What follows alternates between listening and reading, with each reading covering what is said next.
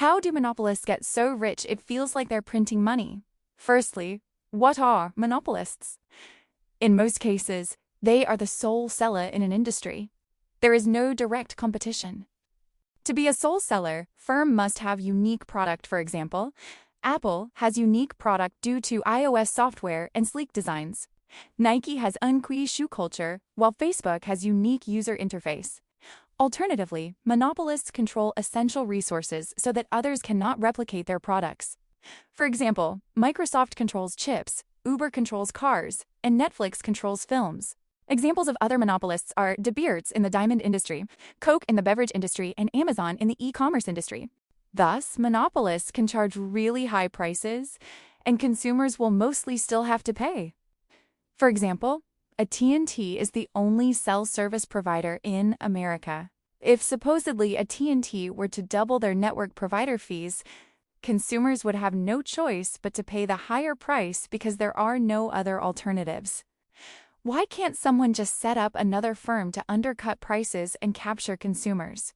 Firstly, a monopolist may enjoy the exclusive ownership or control of raw materials, which are absolutely essential in making a product and thus preventing the entry of rival firms. This could be because the natural resources are only found in a few locations, which are owned by the monopolist. For example, if a rival firm wants to enter the paper industry, but a monopolist controls all the wood available, then the rival firm cannot produce paper. Possession of technology that is used to produce a particular good also prevents other firms from entering the industry. This is true for NVIDIA for high-performance AI chips, as no other company is able to keep up with the company's constant research and development and evolving technology. As a result, it monopolized the market of AI chips, selling to almost all AI softwares like ChatGPT, Gemini, and Meta. Monopolists also benefit from internal economies of scale, which refers to the reduction in average costs of production due to larger output. As production expands, the process can be broken down into simpler parts and different workers can specialize in different parts, leading to increased productivity. Workers can also become experts by constantly repeating the same task. Less time is also lost by workers switching from one task to another. Furthermore, certain types of technology and capital equipment is expensive and can only produce large amounts of goods, and they may be necessary even when the firm is producing a small amount of a certain product.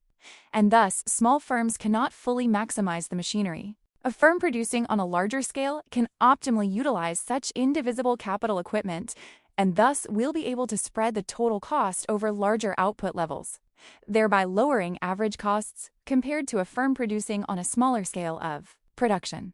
Monopolies can buy its raw materials in bulk at more favorable rates than a smaller firm. Similarly, the products of the firm can also be sold in bulk at reduced distribution costs too.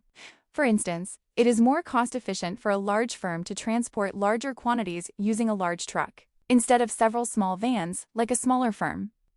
Large firms can also afford to advertise in the national press and other forms of media to spread advertisements cost more. Due to these cost savings, firms can then carry out limit pricing, which is the act of reducing prices below profit maximizing levels, so that firms that want to enter the market cannot match the prices and enter the industry. Monopolies also use marketing strategies such as advertising and branding to increase the uniqueness of the product as perceived by consumers and create brand loyalty among the consumers, thus making it more difficult for new firms to enter the market. In conclusion, all these factors allow the firm to be the sole seller in the industry. When monopolies increase price, the number of consumers that stop buying will fall less, allowing the firm's revenue to increase a lot and become rich.